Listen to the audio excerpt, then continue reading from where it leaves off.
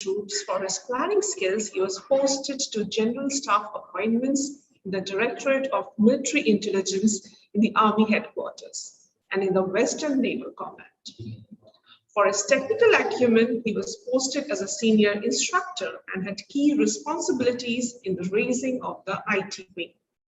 He has been on deputation to the Ministry of Defense, where he served as a member of Secretary, IT Standardization Subcommittee, and was instrumental in making policy guidelines on IT.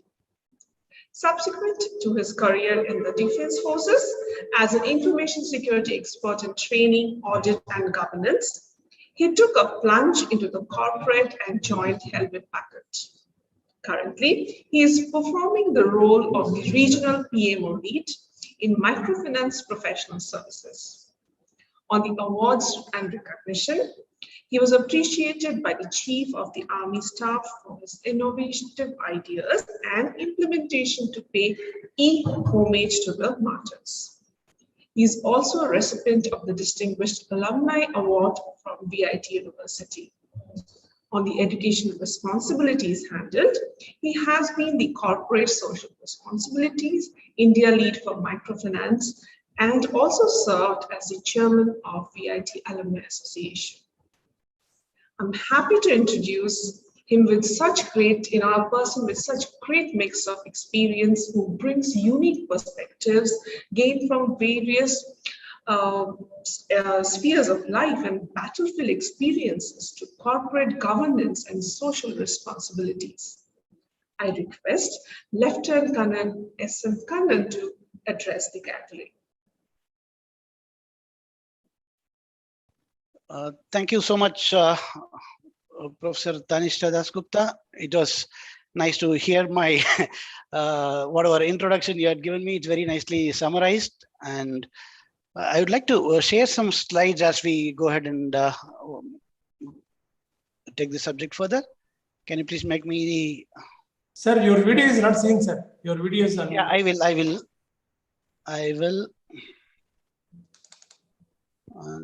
Let me start video. Okay. Able to see me now? Yes, sir. Yes, sir. Okay. Okay, I would like to present the slides.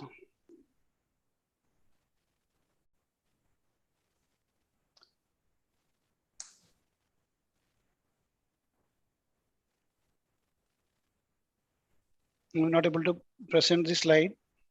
Is there an issue? No, sir. Share screen, you can click it. Once again, I'm doing that. Probably it's taking time. Okay.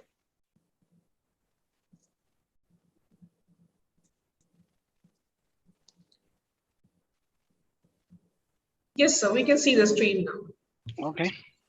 Good. It's not coming. Sir, if you could take it to the presentation mode. Yes, perfect. Thank you. Probably there is a lag. Yeah. Okay. Are we live? Yes, sir. Yes, sir. We are. Good. Okay. I wish you all a very good morning.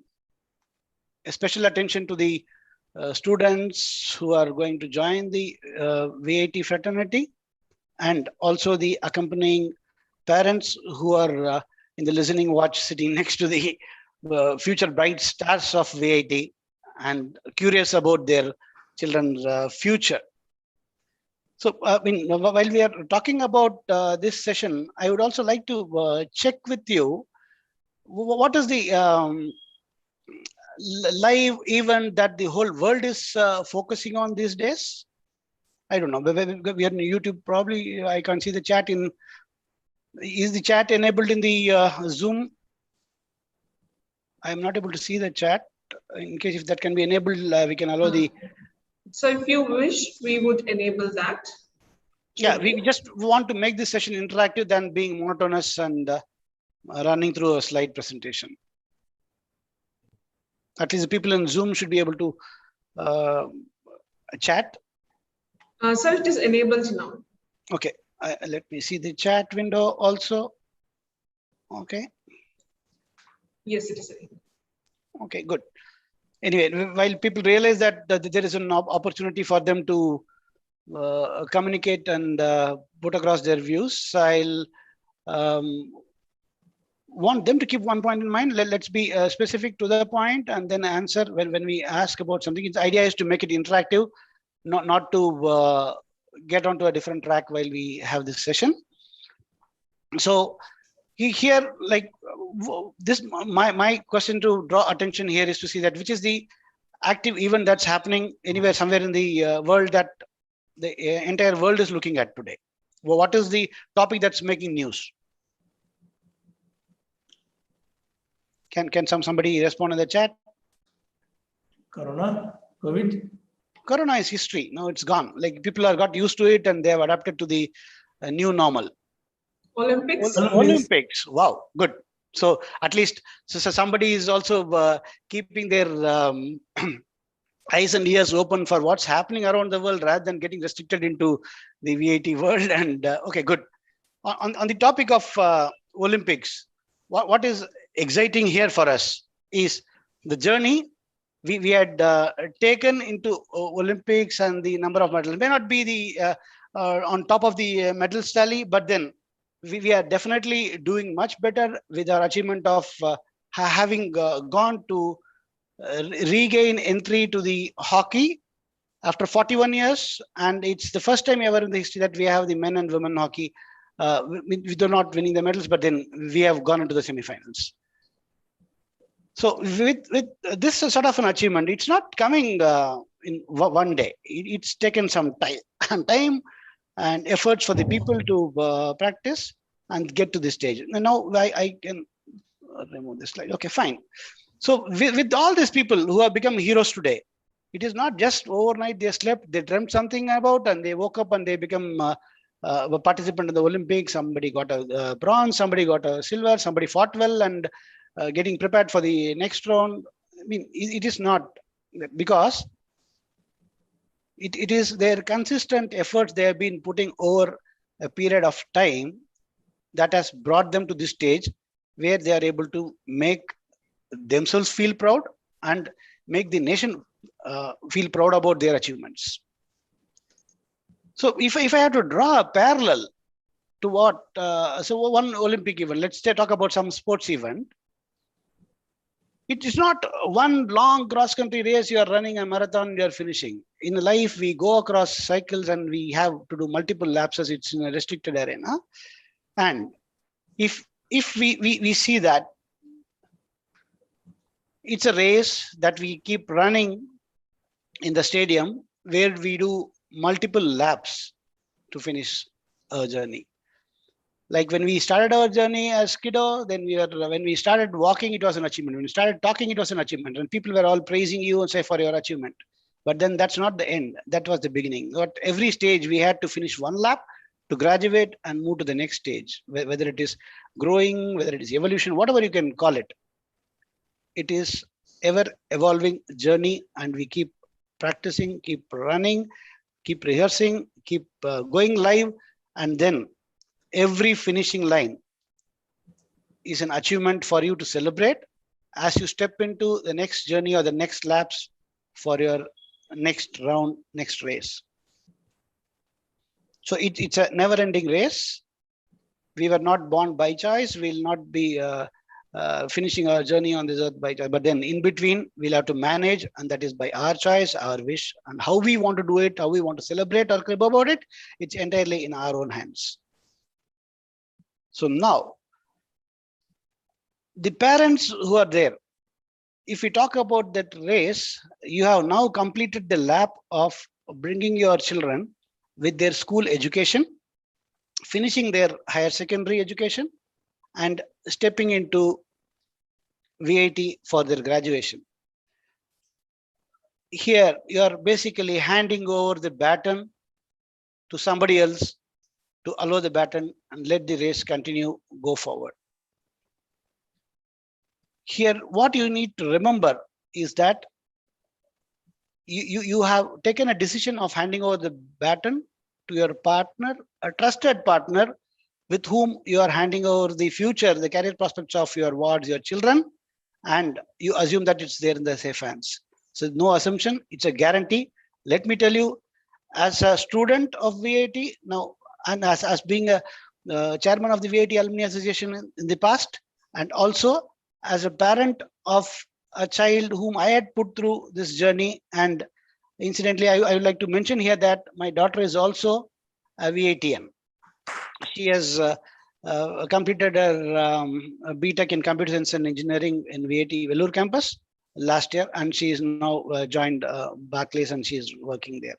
So it is the perspective to gain the confidence of the parents. I'm telling you, if you have chosen VAT, where you want to put the your children and hand over the career prospects of them to be taken care of, be rest assured you have done the right thing. They are in the safe hands. So the next rest of the journey, VAT will take care of them and go ahead. Now all you have to do is to stay back, relax, and keep monitoring the progress of your wards.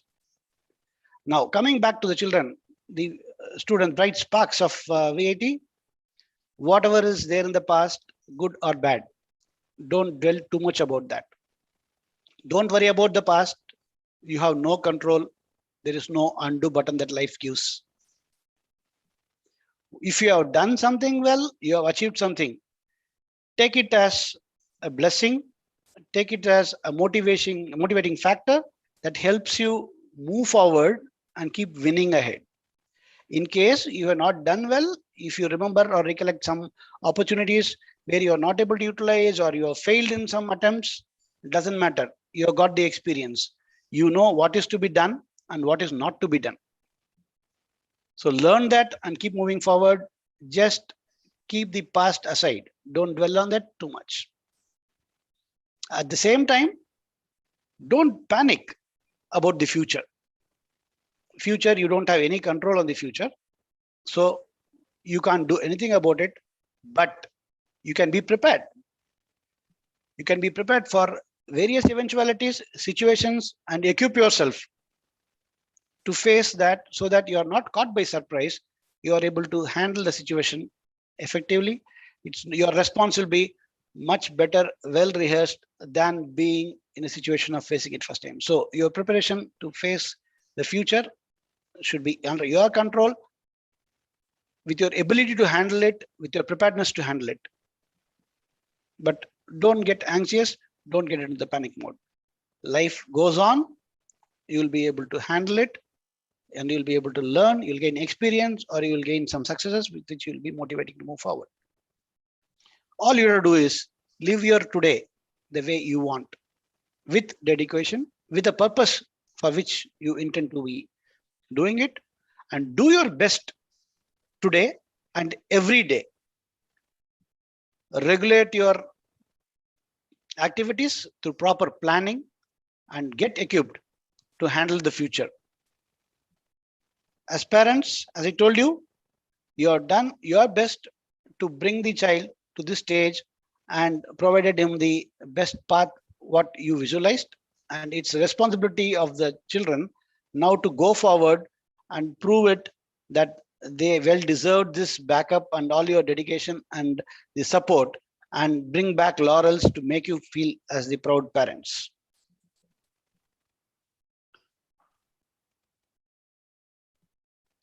This is what does the Vellore Engineering College that it started in 1984. They all started in Vellore, in Abdullapuram, some rented site. Then they moved to this location, and it was one building which was just some bricks and asbestos sheet put together to call themselves as college. But then, what it is today, what an amazing transformation. Does it happen overnight? No. It has got a brain, a visionary, a leader who had a clear plan in his mind to keep dreaming on an everyday basis, and then coming back with some action-oriented list with timelines. When they started, it was just some building, but then it became alive. by people like you who joined the institution. The building alone will not make any difference. You are the life. You alone sitting there, you wouldn't have done anything. It is the dedication of the entire staff that was involved in grooming, right from selecting the topics, the way the presentation and all those things were going on, that helped the students to understand, grasp the subject, do practically what they want to do it, and then excel. They came out with all gold medals and silver medals, which then put VAT University on the highlight. It was earlier under the University of Madras before it became the deemed university as VAT University. And then the first year when they started, when they passed out in 1988, there are only 3 streams: civil, mechanical, and electronics and communication. And you will be surprised and it will be happy to know that the gold medal was bagged by the then Vellore Engineering College, now VAT University, in all the 3 departments. It was that time 180 students in total. And now we are around 92,000 people who have already passed out, and we have thousands of people now sitting in the campus waiting to pass out.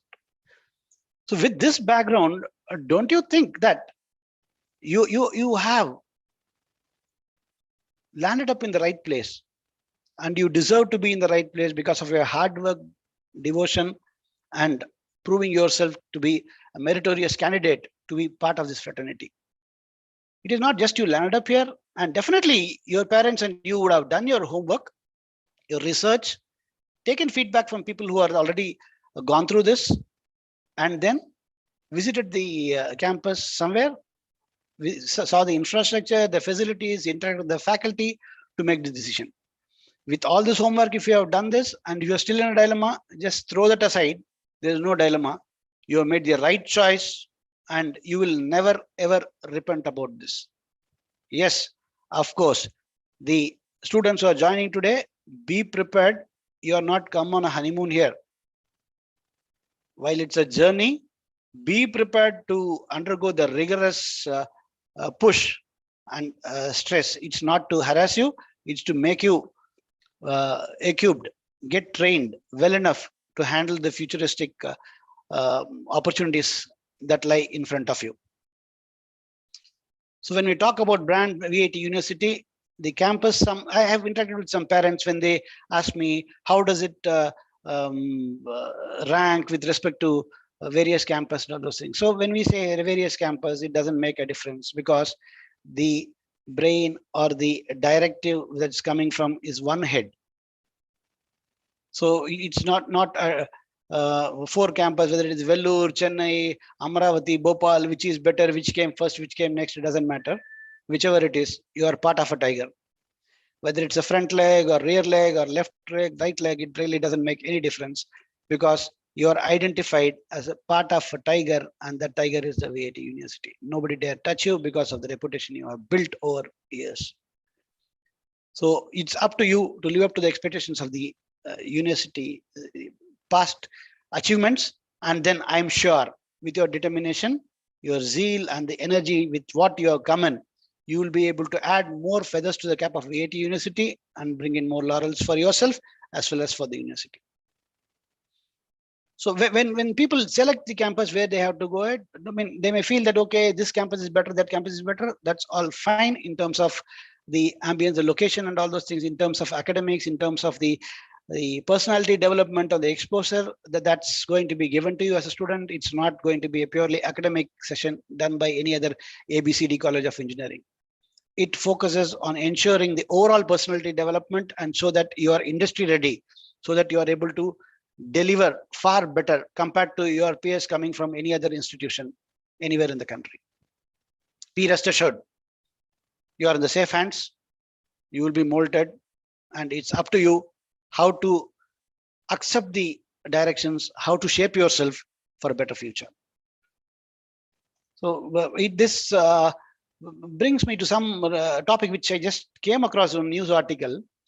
This year in the campus placement, I heard that, I mean, we just started just in not even a month, and we already have the CTC, or the annual emoluments, ranging from 25 lakhs for the candidates And the highest, I think it was 75 lakhs per annum for one person that has been bagged in this year of whatever the campus placement that has started.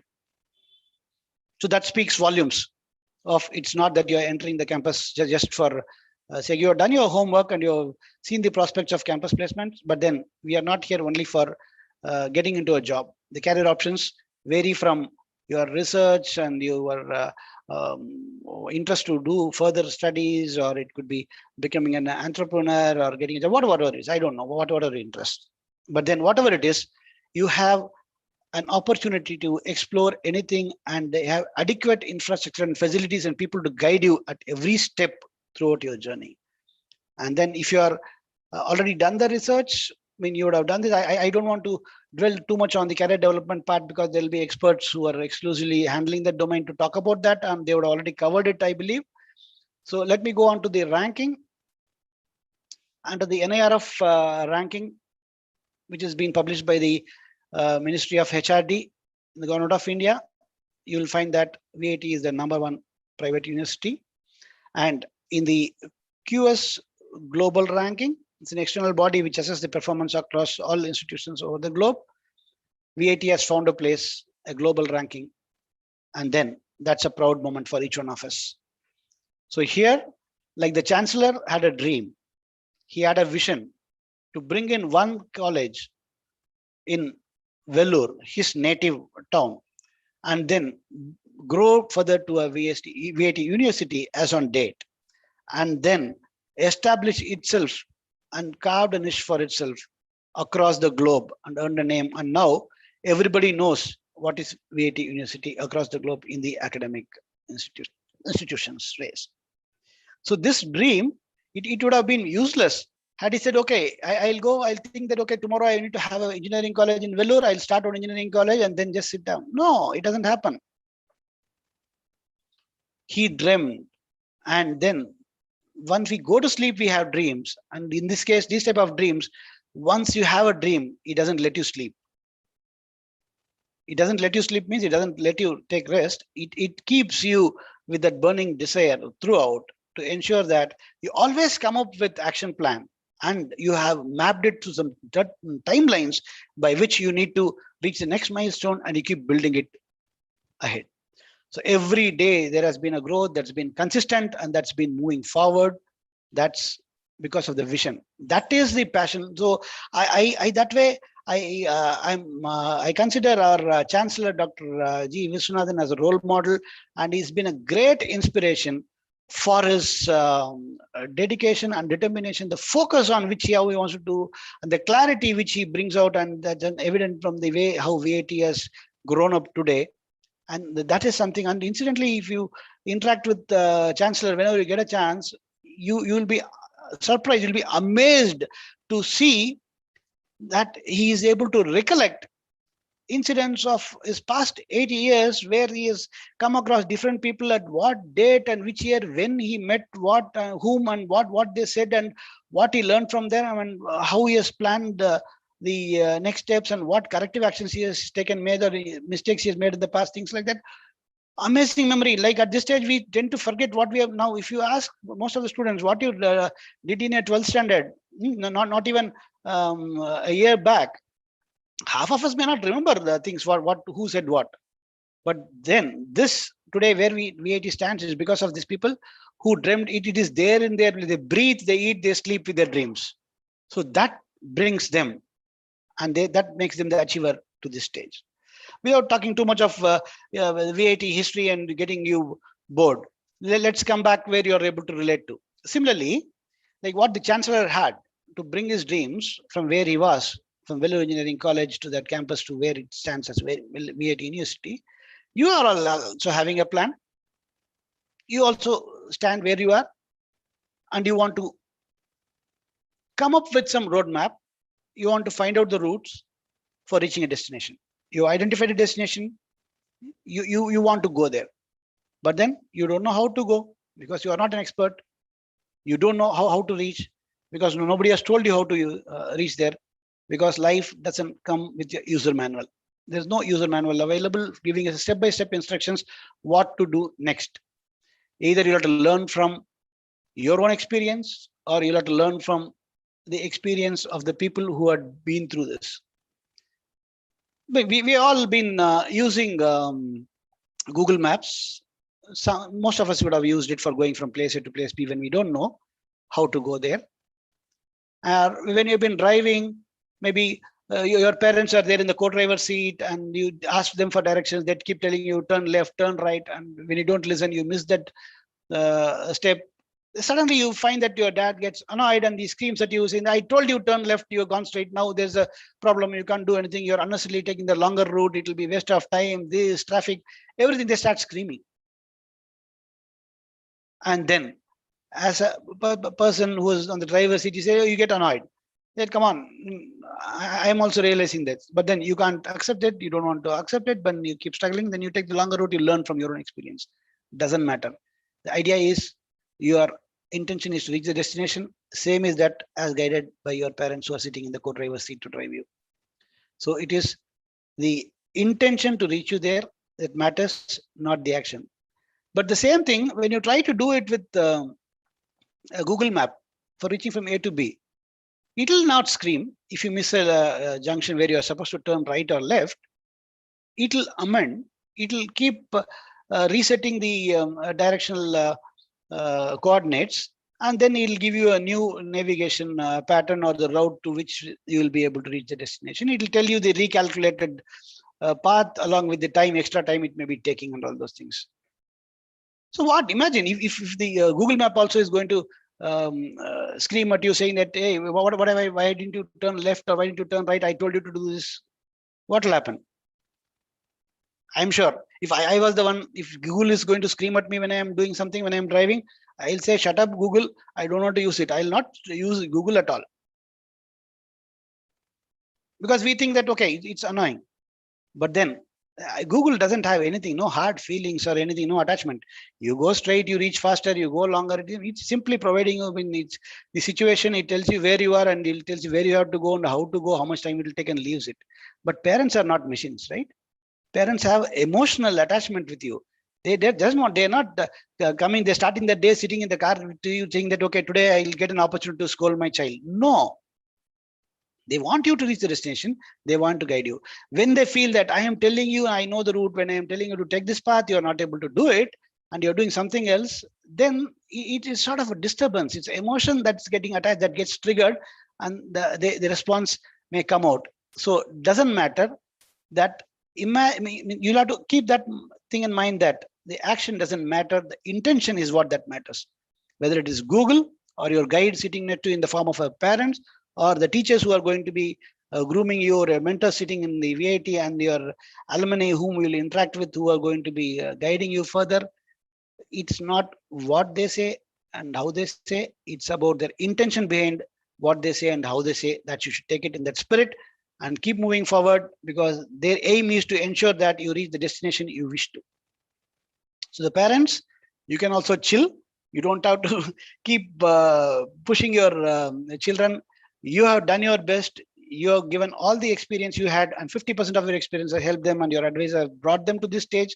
Now they are going to be coming out of their teenage, and they are going to be in the adolescent age to adults soon. And then 50% of their own, let them get a chance to explore and then come up with flying colors. As a parent, you're done, given your directions, now relax. And on the career path, let the children do what it is. And this, most of you have seen this slide, what I'm sharing. When we are overexcited about something which we are achieving, and when the tempo gets built, we all scream. Suddenly, when the Independence Day is going to be there, or Republic Day is going to be there, we remember the armed forces, we remember people who have done this, we remember that war, this war, whether it is the Kargil Vijay Divas, or whether it is the Indo-Pak war in 1971, where Bangladesh or the East Pakistan war. All those things, when that day, it's momentary, and people say that spirit comes in saying that, oh, we are proud of this, we are proud of that, and then fine. Now it is the Olympic fever. Now we all get together when there's a hockey match going on. Every moment, every shot, every pass, every conversion, every goal defended, deflected, everything, it brings in some excitement to you. And then you all scream together, we are Indians and we wanted to see this, that and all. And then when we ask, what do you want? We all say, I want a medal in Olympics. Good. But then you ask them after the match, what do you want your child to be? All parents, you say engineer, doctor, some professional this thing. When I say you, it includes me as well. It was like we thought we knew everything. We are, whatever we are doing, we'll be doing best, and we are trying to decide the children's future, and we are trying to say that okay, become a doctor or an engineer. That's life. So is that what it is about? No, we have to see the pulse of the child, passion of the child. It's not like everything is not like the Three Idiots movie, what we see and then we allow them. It's very difficult in the practical scenario. And we have all gone through that. As parents, we want certain things for the children, but then in the bargain, we try to overdo things and we suppress the passion and kill the children's idea. But then now, it's not that now we are landed up here. It's going to be a journey which you are taking. It's not by force. The children know where it is, what you want to do, whether you want to join the services, whether you want to be the sportsman or whatever it is. It's going to be out of your passion that you will do things better.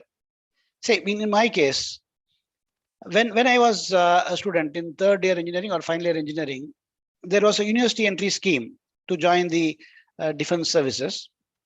And I went for the Air Force interview. The SSB was held in Mysore. I went there, and on selection, I just was not sure whether I'll be permitted to join. But then, knowing my background, I said, okay, fine, let me try it and then come back. And I missed a join to join the Air Force because I was the only child to my parents, and my grandparents. It was a joint family, and my grandparents said, no going out of this whatever local this thing. And then question of joining Army, Navy, Air Force and going out somewhere was ruled out. After my 12th standard, when I want to get into the college, initially I was slated for a government college of engineering in Salem. My interest was the fees is less there. I should go there and government college. But Vellore engineering was closer home. My grandfather said, if you have to go to Salem, which is 4 hours journey, you will be staying in the hostel and all those things, not acceptable. You cannot go out of the house. Wherever you want to go, whatever studies you want to do, go in the morning, do your studies, come back in the evening. Evening, I want you back home. That was the type of background which I was in. Then I said, okay, I mean, forget about if this was what my state when I was moving from 12th standard to first year of engineering, when I joined the engineering college of Vellore Engineering College, it was a bit, I was a bit reluctant saying that, hey, wait, I'm getting a government college. Why should I go to a private college? But then it was God's will and the roadmap he had made for me. I am very happy that it was for whatever the situation has forced me. And now I don't repent. I am very happy to have got into Vellore Engineering College being a day scholar. And then most of the time I spent with my hostelers being a day scholar, and I learned a lot by that exposure. Otherwise, I would have remained in my own cocoon of a small town of mine in Valajapet near Vellore. So then when I went, then I was sure that I'm not going to be permitted to join the Air Force. I told them that I'll not be permitted, and they came back. There was something which is pinching me. I said, hey, what? I wanted to join the armed forces. I wanted to wear the uniform, whether it's Army, whether it is the Navy, whether it is the Air Force. Somewhere I wanted to be there. But where? Where? No, I was nowhere. I missed the opportunity of Air Force. Then I said, okay, fine. Let me see. Then after engineering, we all wrote that typical right from CAT exam to ONGC and SAIL and every BEL, BHEL, every public sector undertaking used to have the entrance exam. All those things. I got selected for ONGC. And then after the preliminary screening, they called me for the campus interview in KDMPA campus in Dehradun. That's where, after the interview in the evening, I was roaming around. It was 2 days interview. After the first day evening, I was roaming around in the Dehradun city when I came across the Indian Military Academy and something, the passion which was sitting inside. That told me, hey, and that was some training going on, some drill square, and people are marching with the rifles and that band, that beat, the discipline, the way they walked, the way they moved around, the traffic was stopped for their movement across, and it was something which was, I said, I mean, what will I do in ONGC? I said, after that, I told my parents, no, I been there, I saw the military, I want to join the army. I want to be in uniform. By then, my grandparents they were not there. And my parents said, okay, fine, you take the interview, then let's see, we will not discuss it. They didn't want to tell them no. At the same time, they were not ready to hear that I'm saying that I want to join the army. But then I went to the SSB, cleared my 5 days of tests that include the interview, group discussion, individual personality traits, group discussion skills, and then group team skills, whether you are fitting into the team or you are only an individual contributor or you are able to adapt to the team environment. Everything they test in that 5 days. And it's a 5 day stay, and then you are undergoing that 4 days of medical, and then you come back. Yes, you are selected. And then when I come back home, and then, okay, my parents were taken aback a minute and said, okay, hey, God, this fellow is determined. He has come back and now he says, I am selected. Now I want to go. Now what? Then it was my mother who said, okay, fine. If this is what you want to do, this is what you are inclined, this is what your heart says, go ahead. Otherwise, I wouldn't have joined the army. But for my parents letting me go ahead and wear the uniform, I feel proud. And then I see, okay, I am in the right place. And then when you are choosing something of your choice, then any amount of hardship that you undergo, that doesn't pinch you, or you don't feel that. You feel that, yes, I want to go through it. In the training, otherwise you would have been struggling. You would have said, no, I want to run away. I don't want to manage this type of thing. When you start crawling with your friends and all those things, then it's a tough time. Then you wonder, hey, why am I here? What am I doing here?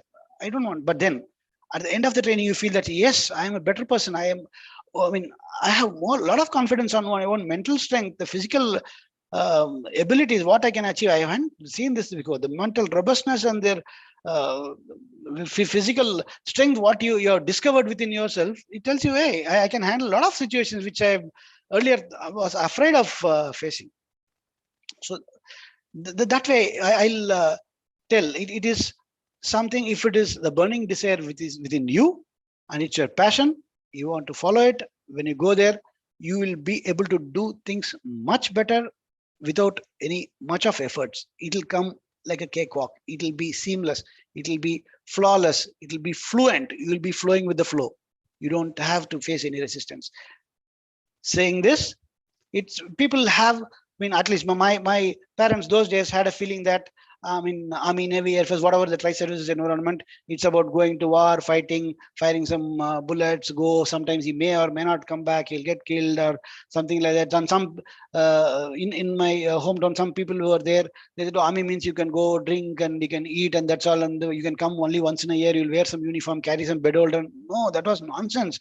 That perception all changed when I moved from from first year to final year throughout this thing, and slowly my parents got educated. It's not only as a student what you should be aware of, it's also the grooming or the mental seasoning of your parents that will allow you to pursue your dreams and go ahead with your passion. So the parents, my request is to ensure, keep tracking. I'm not telling you close your eyes and allow your child to go wherever he feels like, but at the same time, don't you assess. If a child comes back and tells that, okay, I want to follow this is my dream, the passion, assess.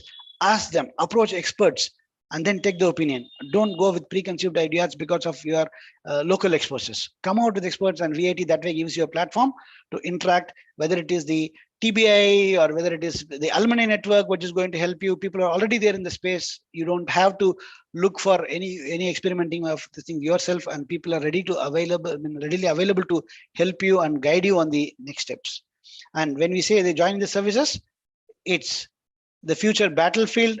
It's not something which is driven only by human this thing. It's driven by artificial intelligence, robotics, the tactical communication system, the technology, the cutting edge of technology is what it's going to be defining the future landscape of the battlefield, and the scenario changes. You must have heard about the recent drone attacks that's happened in the northern part of the country, the Northern Command, and you would have also heard about the use of technology, the advancements in the field of cyber warfare and things like that. If I don't know, somebody who have gone through this type of, who had an inclination to this type of things, they would have spent more time on these topics, and you'll realize the tech edge is instrumental, and that's key to shape the battlefield and come up with a scenario to your advantage.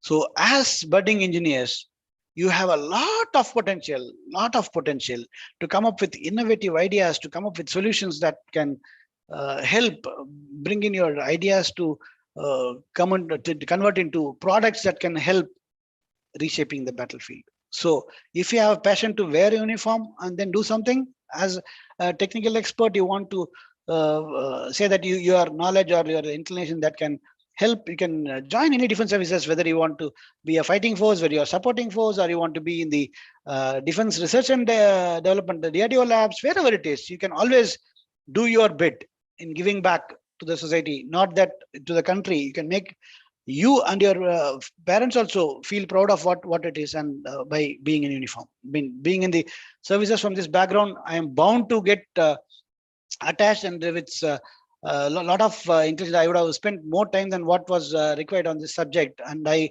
hope that's fine, because we are here, and it's not. I'm not going to keep telling this is there, that is there. I want to ensure that you are able to relate, and you are able to bring out the passion, identify the strengths, and then come out with what you can do and what you cannot do, and then choose your strength, find out what you can do. And then here, what I would like to tell you is, when somebody else sets the expectation, when your parents or neighbors or your peer pressure, somebody else, even everybody is unique. You cannot have one formula fits all. So if somebody says what you must do, you don't take it as this is what I must do. Somebody says you should do this, you should have done this. Don't take it as, okay, fine, I heard you. But all those things, if somebody is saying you must do, you should do, that becomes a burden for you, and you try to pull a dead block of stone, and you get tired soon. You will not be able to achieve that, and you will not enjoy the outcome of what you're doing, because it's not what you wanted to do, it's because it's what you have been asked to do.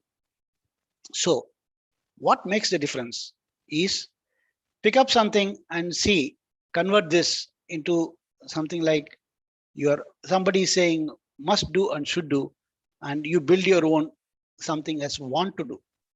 The moment you move it and then have your structure and put it as what you want to do, then lifting this weight, it's out of passion. You don't get tired of doing something. You don't feel stressed. You enjoy doing it, and you feel that you're an achiever. The idea here is ensure that you have built your I want to do list, and that's in alignment with your focus or the goal where you wanted to reach location B. In other words, I'll say, if your parents or somebody takes you to a height and says, look down, see at what height you are, and now let's jump from here, or they try to push you into that. If you are scared, you'll just tighten, you close your eyes, you'll hold your fist tight, and you'll scream, you'll shrink, and you'll say, I don't want to jump, I don't want to move, I'm scared, I'm afraid of this height, I don't want to do this. But then when you want to jump, if you have the passion, you would have chosen something like bungee jump or a parafall or something like that, where you want to experience the free fall. Then it becomes an adventure. You are no more afraid. You are looking for an opportunity, looking forward for an opportunity. You will get your gears on. You will have the protective mechanism in place, and you'll say, I want to do a bungee jump. You are willing to go and pay for it and go there and want to do a bungee jump. You want to experience the free fall. At that time, you keep your eyes open wide. You want to enjoy the free fall. You breathe, you scream, you stretch your arms wide open, and you are experiencing every moment of your free fall. Isn't it? That is because you are not doing what somebody has asked you to do. You are doing it because of your passion. You enjoy doing it, and then it's an experience which you will remember for life and come back saying, I have achieved it. I wanted to do it. I have done it. Isn't it? Okay, fine. When you wanted to do it, Does it automatically happen? Just you go there, sit down, and then say, okay, fine, I'll make a list, and I'll say, okay, fine, I want to do this. But then, does it help? You need to plan. What do you need to do? Just keep aside whatever people cast their opinions, what they think about you, and what they think you should do. Keep it all aside, because that will hardly make any difference to you. What you want to do is what will drive you forward. Put yourself in that picture where you want to see. Like we have seen the example of a Vellore Engineering College, a building with some bricks, cement, and asbestos roof, which has emerged into an empire. VAT is an empire now. That is because somebody has been able to dream. He wanted to have the world-class institute. It's not one institution within a city of Vellore. He wanted to be world-class, and that's happened today. That is because of dreaming big and then coming up with an action plan and religiously following it to the core with the timelines. And then you will see that you can make all the difference you want from where you are and where you have reached today. And then when you prepare this, you need to plan for this. It doesn't come. You sleep and get up and you're not ready for it. You plan. When you plan, you have to have a task list. You'll have to come up with a task list saying that, okay, if I want to achieve this, if I want to make this, what are all the activities I need to carry out? What are the tasks in hand I need to do it? What are the tasks I need to do myself? What are the tasks I can ask for help? What I can achieve, what I can achieve with support, what I can achieve, what I can't achieve, and then accordingly regroup them and seek support so that you are able to convert things from the task list to achievable milestones. You have to map your activity list, your task list into the indicators where you can track your progress along with the timelines which you have set for yourself. How I can reach this stage, and then track your progress, and then tell your parents, tell your friends, this is what I wanted to do, and I have achieved this. The first step, I reached this. You are not going to sit on top of Mount Everest by sitting at home. You would have made a move, you would have got acclimated to the environment, the temperature, the rarefied atmosphere in a base camp. In that snow walk, it's difficult with that, not that free. You'll have to get used to the suit, what you're going to wear for trekking, and then in mountainous terrain for the climbing, the tools to use. You are getting yourself equipped, you are getting acclimatized to the environment, you are interacting, you are seeing inspirational videos, you're hearing to people who have done that. Scaling Mount Everest, what they have done, what was the journey, and then you see, okay, fine, this is what I want to do. And you'll come across so many things in life that you'll keep on adding to your task list. But then you need to reprioritize, and your task list has to be prioritized based on the situation dynamically. And it's the flexibility. Once you have the plan, it's not a concrete plan. You need to be flexible enough to accommodate changes. You will have better ways of achieving your goal. Instead of following the initial route, what you thought, you come across some other route which is there, explore that and see if it is going to be feasible and is going to help you achieve that. Will that make a difference? Yes, it will make a difference. And just if some of you are having a feeling that now that I managed to get into VAT, it's 4 years. After that, I'll finish my BTech and life is settled. Please come out. Wipe out that impression in your mind. Life, as I told you, it's going to be in multiple laps. And this lap is starting for you to do your engineering. Once you finish engineering, then your career lap starts. Be prepared for it. Be well equipped. Be trained. Go ahead and do well. The key here is to excel. If you want to excel, you need to be planning well. You need to know what are the implications. You need to be familiar with the environment. You should be equipped. And all this doesn't happen overnight. It comes because of your hard work, dedicated efforts, your consistent efforts. You'll have to. The luck favors the one who have been prepared to grab the opportunity. So when you say this 4 years, it is not that the end of your journey to the academic this thing. It is a lifelong continuous learning and adapting to the environment. Whether it is preparation, like in today's scenario, we have never seen of working from home or online classes sort of thing. But we have got used to it. We are ready. We had accepted the change, and we are ready to adapt, and now we are not scared. We know what precautions need to be taken, and we know how to handle the situation and come over it. That comes from your flexibility and your ability to adapt to the changes. And this can happen with your consistent, dedicated, self-driven efforts that is going to take you to the destination, what you put it in your focus as your target to achieve. This will happen by setting your goals and then keep practicing for something which you wanted to achieve. Say, if you wanted to do something, you will not suddenly go and participate in the Olympics and then do 1 year of training and suddenly you feel that you are there in the Olympics to come back and show that you achieved. No, it is many years of hard work and efforts that has been put by these individuals, with which they have reached this stage and they are participating in the Olympics and representing the country. So that means don't get yourself bogged down. Everybody is unique. Don't get into the race of comparing yourself with the neighbor on certain aspects. It is not a monkey, crocodile, snake, rabbit. Everything is put on one race. No, elephant has got its own strengths.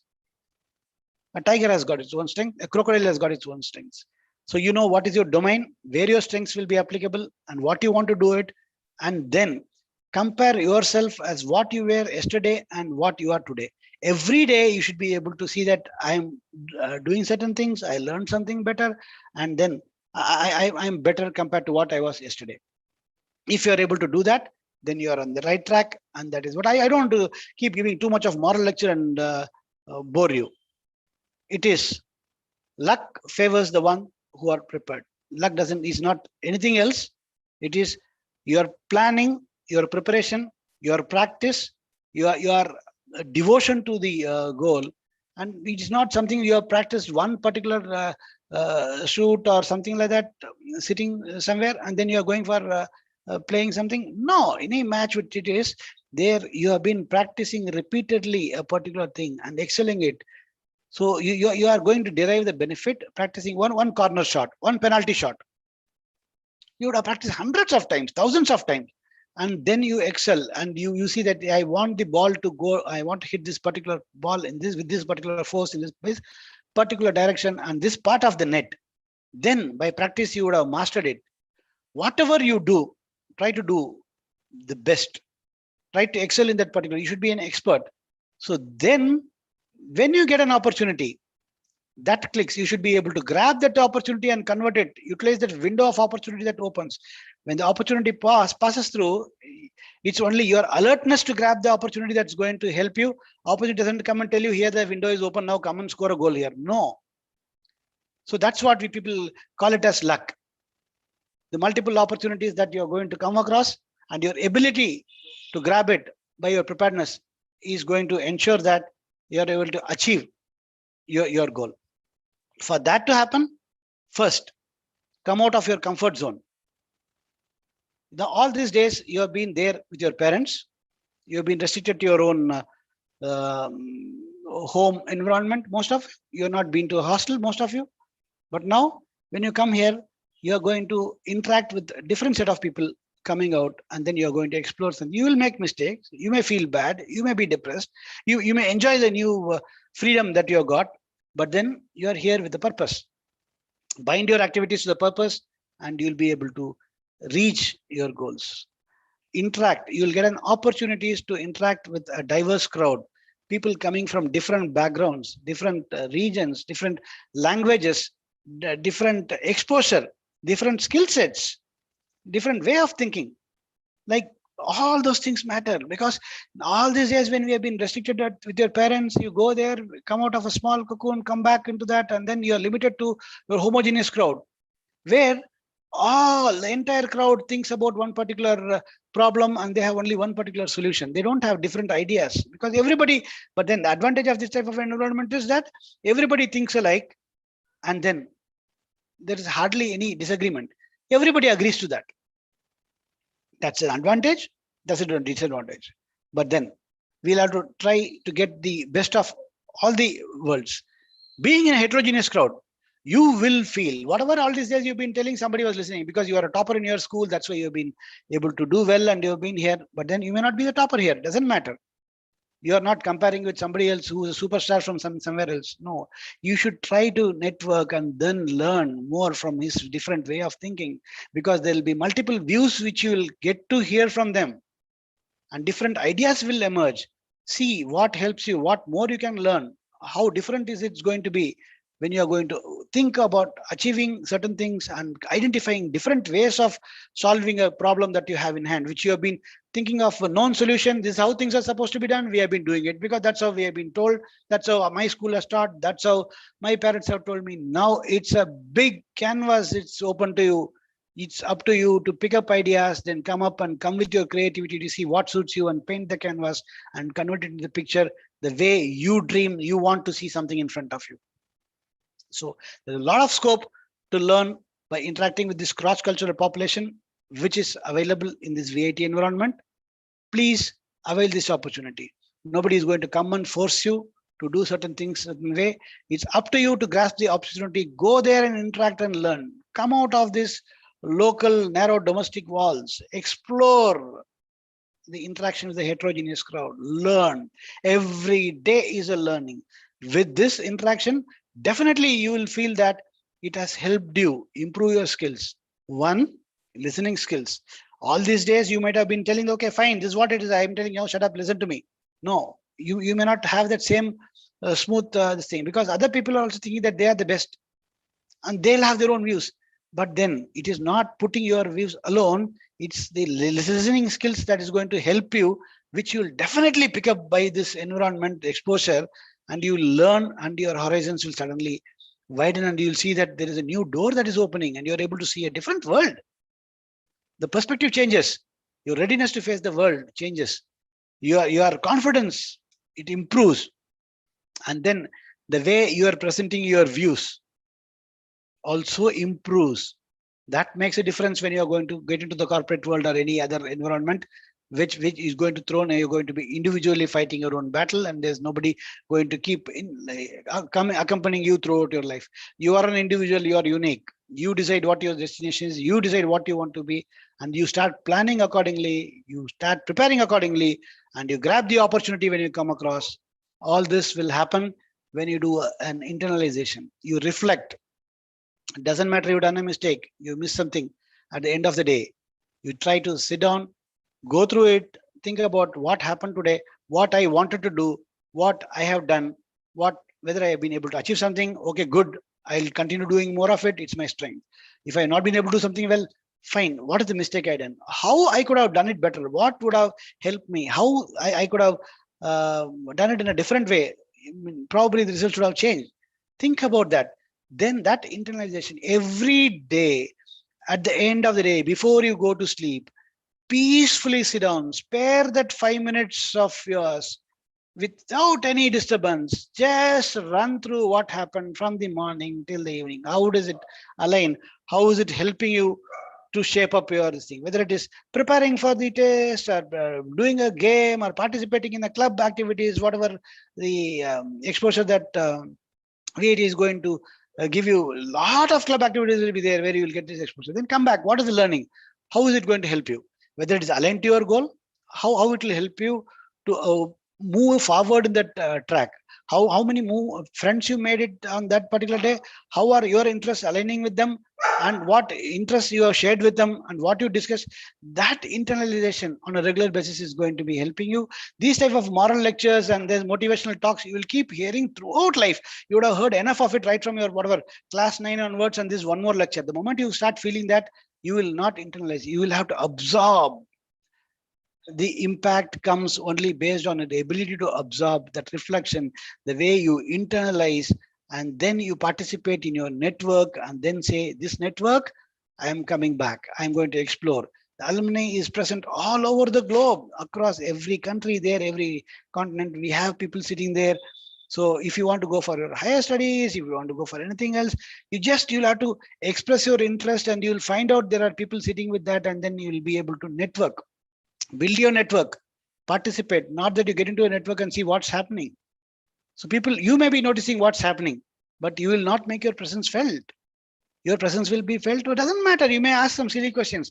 Unless you start speaking, unless you express, unless you participate, unless you start doing things on your own, unless you make your hands dirty by doing things on your own, you will be an academic bookworm and sitting there and okay, I read this. How does it matter you read this? It doesn't help. We have learnt about your cost price or whatever, your sell price, and price minus sell is profit and all those things, all mathematics. But you cannot become a Rakesh Jhunjhunwala or your Mukesh Ambani who's making money, who's minting money. Because what? They are applying what it is. They had ideas. They are converting their ideas, what they learned, and they're applying it today. Whether it's a stock market leader making money, sitting with no assets, or whether it is somebody who had an empire and who was putting in. There's a lot of difference happening in the Reliance. There's a Tata's built an empire over years, generation by generation. They're dedicated towards the country, the corporate social responsibilities. They're dedicated to ensure that the country where they belong to, that goes, whether it's the IASC and the earlier it was Tata Institute, that's all coming from because they had a passion to do something good for the society they belong to. Similarly, now you're all stalwarts, you're all experts, and you come here with your background. This sort of pep talks, identify a mentor or listen to such sort of motivational talks, which keeps giving you a mid-course correction. If you lie down, relax and say that I don't care, I know everything, that's the end of it. You are not learning. It's every day gives you ample opportunities to grow and expand your horizons, build your skill set, build your network, participate, learn, contribute, and excel in life. Without taking too much of your time, I'll say VAT is the best place. It provides you ample opportunities. Live life every day. Don't get bogged down into your daily routine. Don't say that I'll work 4 years, this hard work, and then I'll enjoy life. Every day, the time and time, they don't wait for any man. It keeps flying.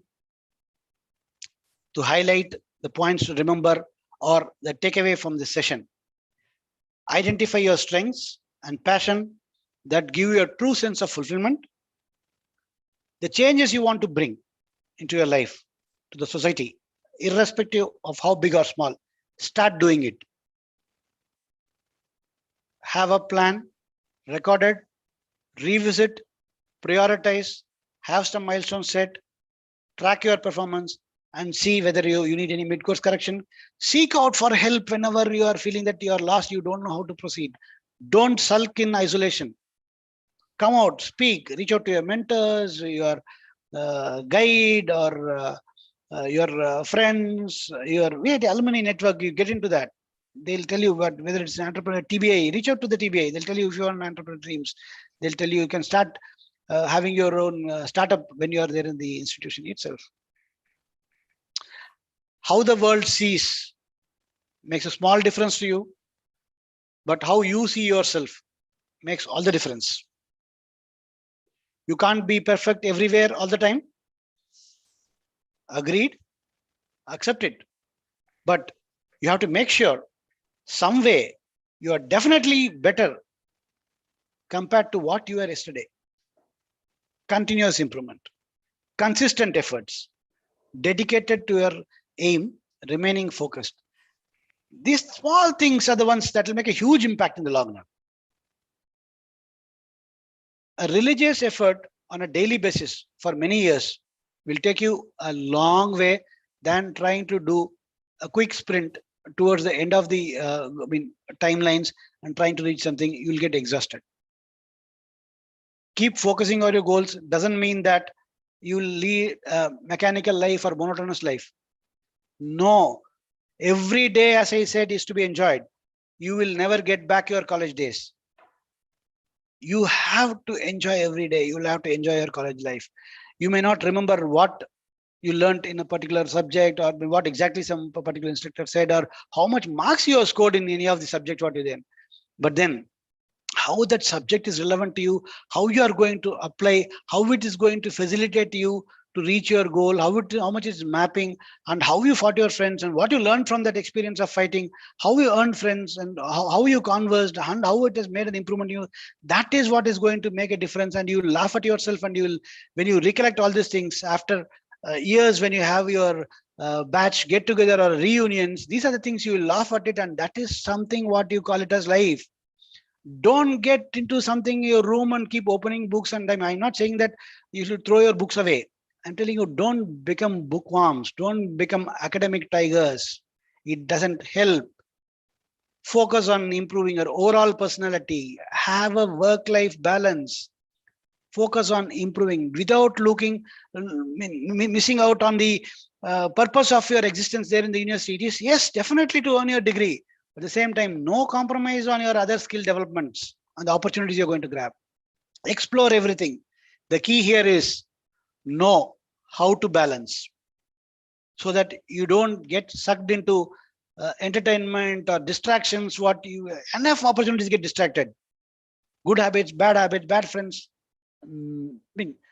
Everybody doesn't stand next to you to monitor you around the clock. It's you are your own monitor, you are your own guide, you are your own mentor.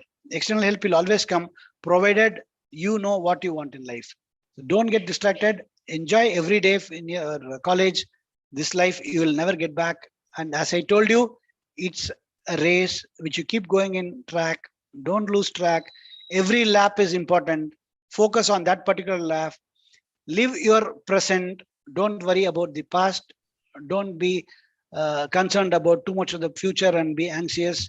Be prepared, but be prepared for the future. Don't go unequipped. Plan well. Do things in his own time.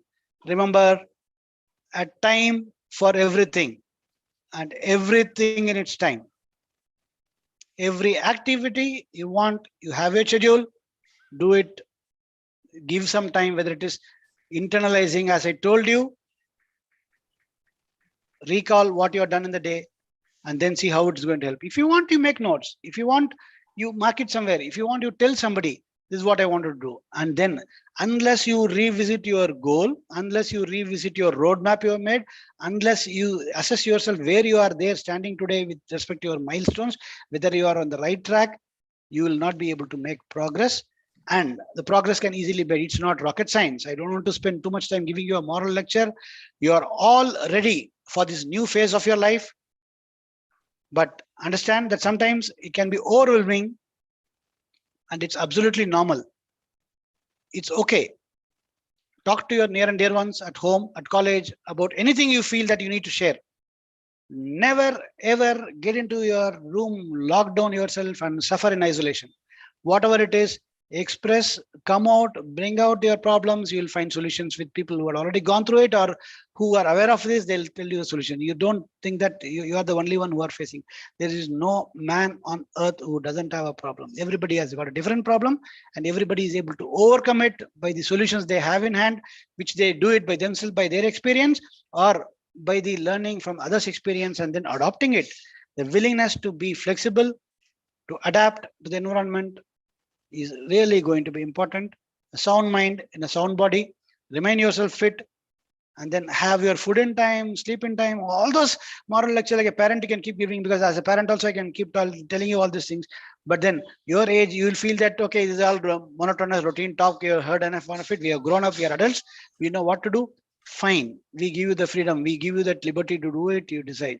But remember, being in a state of well-being, mentally, physically, and emotionally is very important, and it's there for very, very important for your ability to absorb what is happening around you in your day-to-day routine. Feel free to reach out to us in the VAT family. As an alumni, we are all bonded together. Your journey doesn't finish at the end of your graduation here. This bonding with VAT will remain forever throughout, because it's not reaching a milestone or finishing the journey here. It's finishing of one lap here in VAT as a student and picking up the next lap, whether it is your future studies in some other institute across abroad, or it is a job, it's your research work, or it's an entrepreneurial journey. We always have the next lap ready, be prepared, and be well equipped to take this journey. Wish you all the very best. And I thank the VAT management for giving me this opportunity to share my views, and I'm happy to have got this opportunity to interact with you all, and looking forward to meet you all in person. And I hope this session is productive and helps you in your journey ahead. All the best. Jai Hind. Thank you, sir. Thank you so much for guiding the students to take the right path in life and to take the best of the world, as you said. And I'm sure everyone present here benefited from the ideas sir has shared.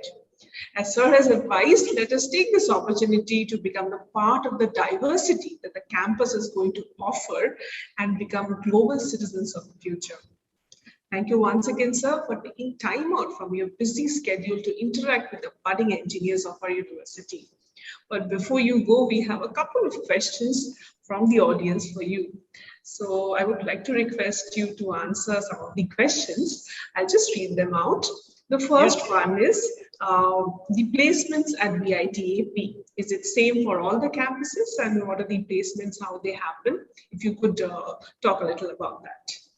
Oh, good. So in terms of placements, like, I think I covered it, but then though it's earlier what used to be called as placement and training center, or the PAT office in VIT.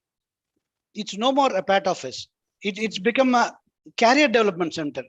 So it is not restricting yourself, so letting the campus to be going and telling you, okay, we are here, we are going to get your job. You have already done your homework. You have chosen this institute because some of you who wanted to explore job as the end aim of doing engineering here has done the homework of identifying what is the campus placement percentage. How many offers do the people get? Which stream do you get this type of an exposure, and what is the highest offer? What is the CTC? What is the type of companies you get? How many companies come? How many? This all are available in the public forum. The VAT would have already done it. Otherwise, the CTC, if they're going to come up with some session independently, they will cover all these things. They are the experts. They'll give you the update on the campus placements of the past, and they'll be able to tell you the campus placement that has happened this particular year.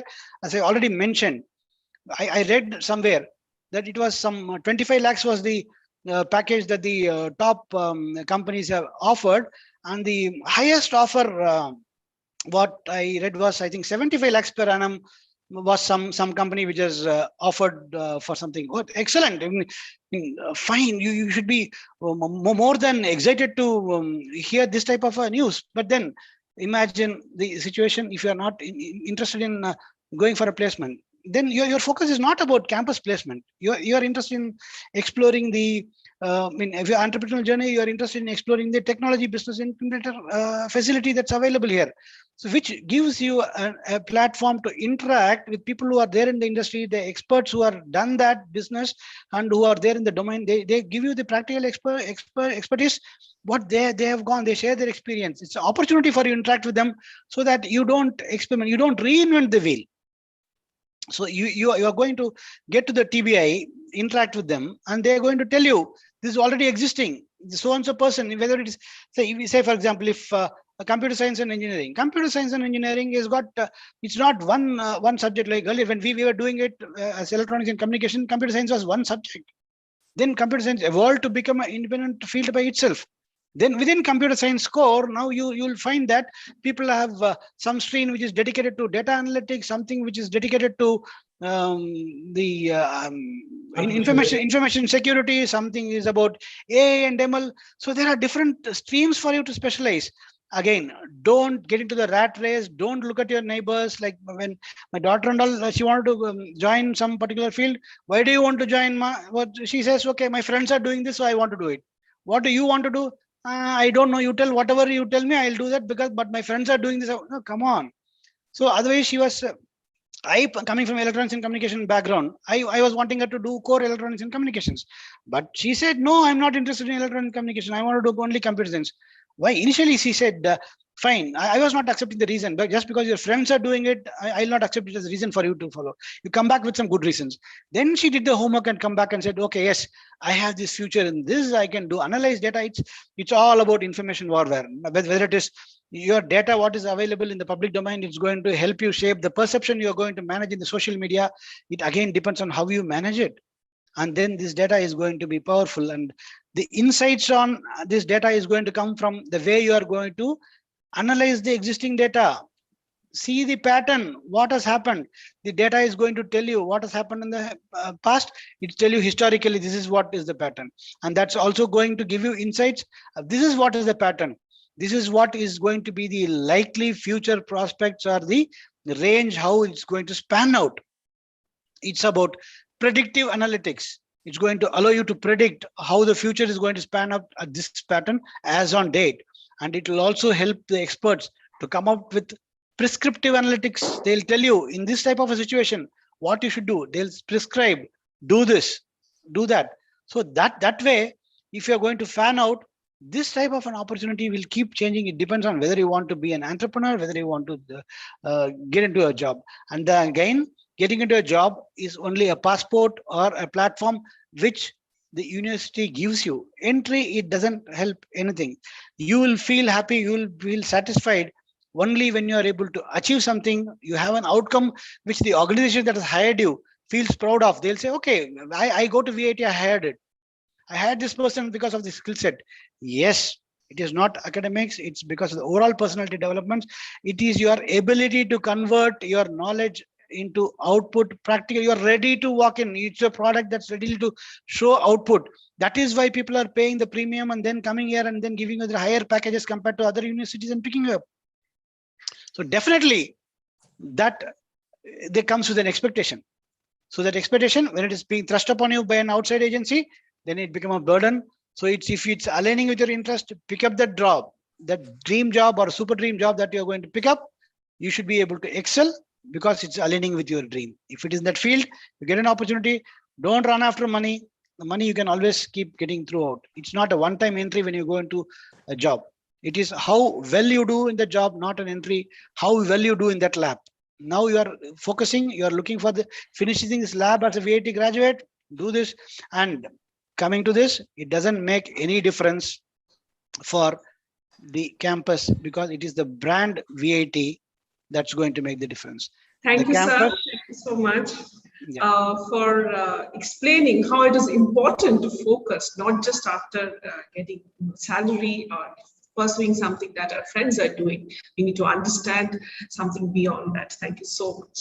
So we have one more question for you. That is, what are the chances in Army after undergraduation? Chances? What do you mean by chances? I don't know. I take it as you're looking for opportunity. Yeah, I think the question is from the students. I think they want to know what are the prospects of being an engineering graduate. What kind of positions you can expect in the services? It could be Navy or Air Force or Defense, Army. So there's one, because you are the tall man in this. No. Good, thank you. So I'll try to rephrase this question. So I take it as it's not chances, it is the choices. Correct, opportunities. We don't go by chance. We go by choice. The choice is because of our passion. If you are determined to join the services, you can do that. You can always contribute. You are here in this college, your institute, you are joined to become a technocrat. You are going to become a graduate in whatever stream it is, whether it is mechanical, electronics, computer science, whatever stream you have chosen. You are going to learn something. You're going to come up with some ideas. Then if you're getting into the Army, you're trying to have, like in my case, I told you, the passion. I wanted to be in uniform. It's not that it's something difficult. If you have a passion, you will always, I am from the Corps of Signals, which deals with communications. Okay. In my own experience, if I have to tell you, as a technical graduate, when you join the Army, you join as a lieutenant, then you can keep growing to the next ranks to captain, major, lieutenant colonel, brigadiers to general. And then you become a technical advisor to the whichever organization it is. Any organization, Any business, anything, it's got a purpose, it's got an aim to be achieved. Here, if the fighting forces, if they are going to get into a battlefield, if they want to go and capture the enemy, you cannot always keep sitting defensive and then win a battle. There has to be some stretching across and cross-border activities you may have to carry out if the situation demands, depending on the directions coming from the from the top.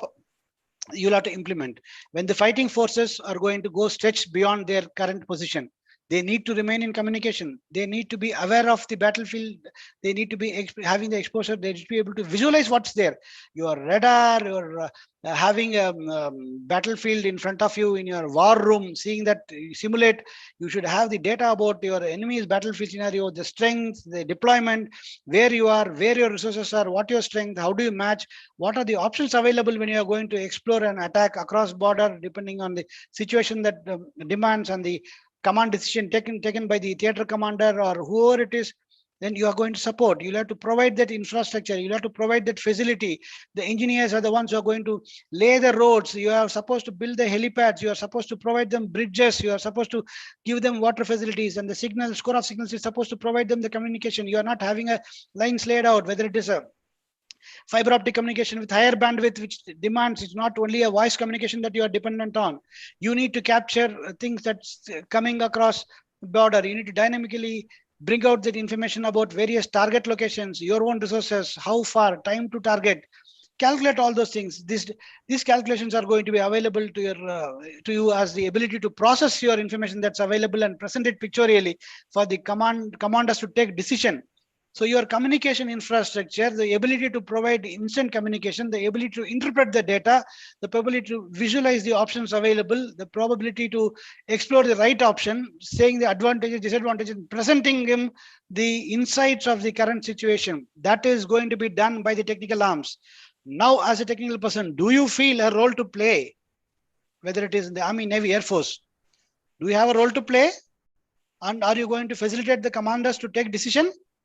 And these decisions are the ones which are going to be acted upon and ensuring that we achieve success and put our flag high flying everywhere across wherever we target it to be. Thank you, sir. I hope it helps. True. Thank you, sir. Thank you so much. I see some more hands raised. Please go ahead. I see some hand raised by Jay, Gaurav, and Vanishri. Or Vanashri, I don't know. I didn't read that. Screen changed. Any more questions? Please shoot. Good afternoon, sir. Am I audible? Yes, please go ahead. Sir, I'm applying for the CSC plus specialization in data analytics course, and I wanted to know about the opportunities in the defense forces for analyst positions and data scientist positions. Okay. One second. But when you say defense, it doesn't tell you that you are analyst position. It makes you an expert in everything, because when you are going to the battlefield, when you wear the uniform, and it doesn't matter to the enemy who is there up in arms, whether you are come to fight, whether you are going to capture his territory, whether you're going to kill him, or you are come to provide support to something else, you're analyzing data, or you are providing communication. The fact is, you are there in the battlefield. You are in uniform.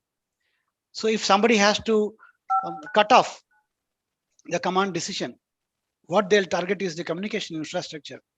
If the decision support system is the one that's going to be attacked, then the commanders will be left with no information based on which they can take decision. So they'll be attacking you as well. In that case, when the fighting forces are meant to capture the enemy territory or overcome the enemy opposition and then establish something, you cannot be a sitting duck, and you cannot say that I have come here to do data analysis, I have come here to do communication. You have to be a fighter by yourself. You will have to defend your own infrastructure. You will have to have the ability to fight across and overcome any threat to you attacking your communication infrastructure, fight, destroy them, ensure that the communication infrastructure, the database, the continuous information flow is not affected throughout the battle. Yes, isn't sir. it? So that way, the army trains you, depending on the core that you're going to be selecting. It will train you from becoming a team participant, how to accept orders, how to obey, how to take decisions, how to take ownership of the decisions made and not shy away, And it is your responsibility to take care of the menu command, because men trust you, your decisions based on your wisdom and your dedication. You are sitting, you're leading in the front. You're not sitting in some four-walled room, sitting behind somewhere else and giving directions. When your men are going there to do certain things, you are there. Like I'll give, okay, if I have time, I can give an example, because when I was posted in Leh, so there we had a situation where there was a fiber optic cable that was running from Srinagar through Dras, Kargil, all these names you would have heard if you've seen the Kargil Vijay Diwas celebrations and things. And then it goes till Leh, till the Siachen Glacier, if you heard all these names. So the fiber optic cable was cut. The cable was laid as a strategic alliance between the BSNL and the Indian Army Corps of Signals. That was the communication backbone. Though satellite terminals were available with isolated locations, the bandwidth was not adequate in the satellite terminals, and this fiber optic cable, when it was cut, it could have been easy for any person who is responsible there to tell, okay, team who is there, who's going to repair the fiber optic cable, go ahead and do it. It was snowing. The road was to get cut off. And if you are not able to repair it, the next 2 days within that snow, the snowfall is not going to stop.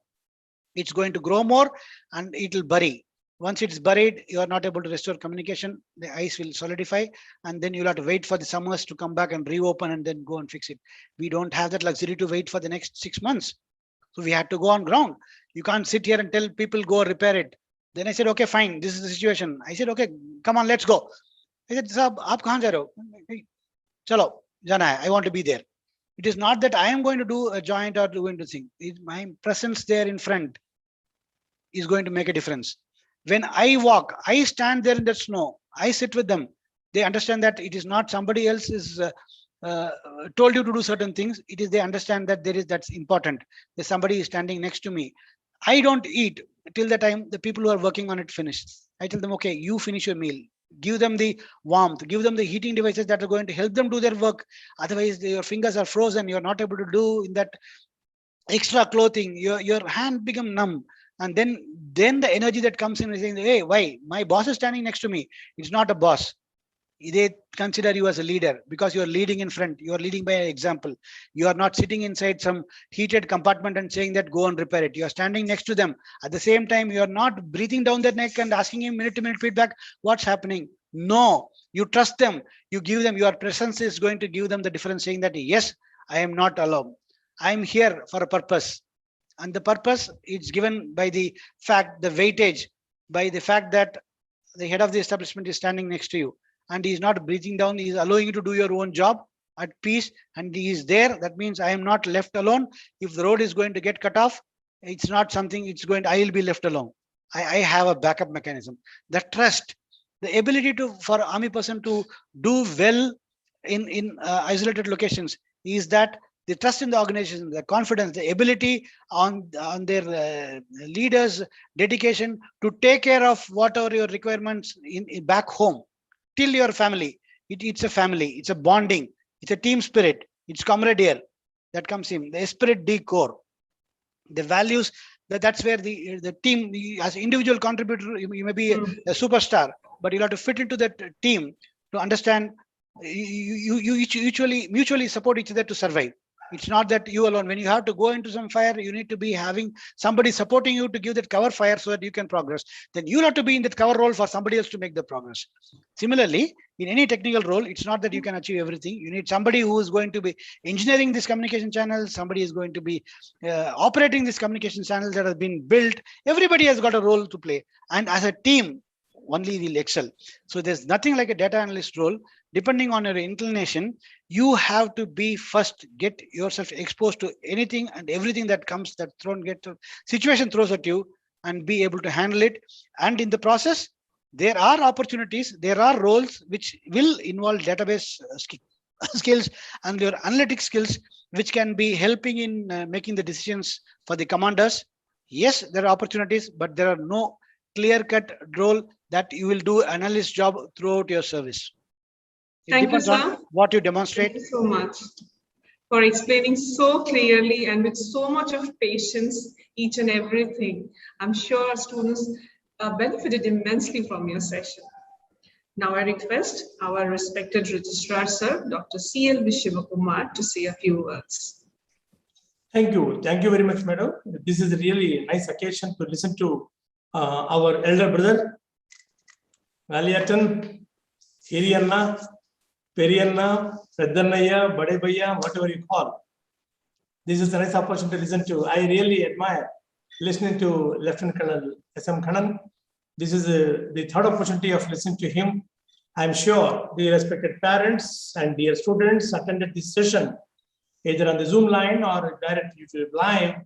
An occasion to listen to him, as I said, the information what he gave to all of us, particularly to the students, that is, you need to feel this is the high time to feel that, not because of doing something, because of you should do or you must do, given by the information.